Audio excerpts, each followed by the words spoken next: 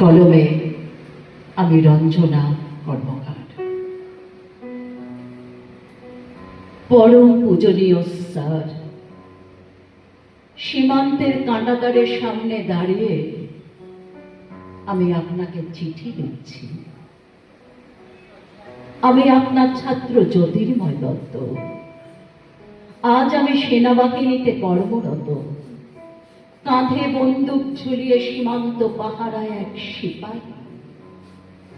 Sir, আপনার মনে আছে আপনি বলতেন, দেশ মানে কোনো বর্গ মিটার নয়, কিলোমিটার নয়, দেশ মানে দেশের মানুষ। দেশ মানে দেশের মানুষের অধিকার, দায়িত্ব, কর্তব্য কলো কলো নয়। সৈনিক আমি, হাঁটে যুগ থেকে যুগান্তরে। সীমান্তের আকাশে বাতাসে আজ বারুদের গন্ধ। কত স্বজন হারা, মাতৃহারা সন্তান, কত মায়ের, কত পিতার, কত সদ্য স্বামী হারা বিধবার চোখের জল। এক একজন সৈনিক এক একটি মহাকাব্যের নায়ক। তাদের একটাই শপথ, শত্রুকে নির্মূল করব, শত্রুকে পরাজিত করব। যারা দেশ ও মাতৃকার বুক বিদীর্ণ করেছে তাদের রক্ত ছড়াবো। হয় মারব আর না হয় মরব। সোনা যেমন আগুনে পুড়ে পুড়ে খাঁটি হয়, তেমনি একজন সৈনিকও খাঁটি হয় দেশ ও মাতৃকার প্রতি দায়িত্বে, কর্তব্যে। স্যার, স্যার জানেন, একদিন সীমান্তের কাঁটাতারের সামনে দাঁড়িয়ে দেখি সারি সারি কফিন সাজানো। এক একটা কফিন খুলি আর দেখি না না, এগুলো তো কোনো মৃতদেহ নয়।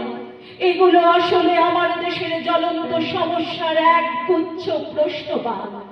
প্রত্যেকটি কফিন থেকে আমার দিকে আঙুল উঁচিয়ে প্রশ্ন করছে, কোথায় তোমার দেশের বাক স্বাধীনতা? কোথায় তোমার দেশের নারীর লজ্জা নিবারণ করার জন্য এক টুকরো কাপড়? কোথায় তোমার দেশের সুরক্ষা? আর কোথায় বা তোমার দেশের জাতীয় পতাকা? আমি গর্বের সাথে বলে উঠি,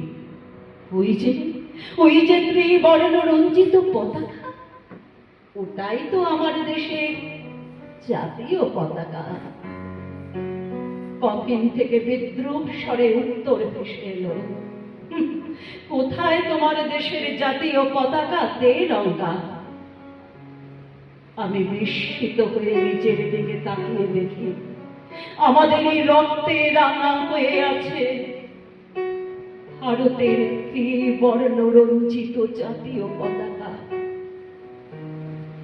আমার বুঝতে একটু অসুবিধে হলো না। আমাদের চারিধারে স্বেচ্ছাচারী, রক্ত পিপাসু, অর্থ পিপাসু, ক্ষমতা লোভী মানুষেরা ঘুরে ঘুরে বেড়াচ্ছে, আর আমরা সকলে অশোক স্তম্ভের তলায় নিশ্চিন্তে ঘুমিয়ে রয়েছি। কিন্তু আমি তো সৈনিক, আমাকে যে ঘুমোতে নেই। আমি সেই দিনই ঘুমবো যেদিন আমার শরীর মোড়া থাকবে ত্রিবর্ণ রঞ্জিত জাতীয় পতাকায়। আমি সেই দিনই ঘুমবো যেদিন আমার শরীর মোড়া থাকবে ত্রিবর্ণ রঞ্জিত জাতীয় পতাকায়। এটি আপনার স্নেহধন্য ছাত্র জ্যোতির্ময় দত্ত। নমস্কার।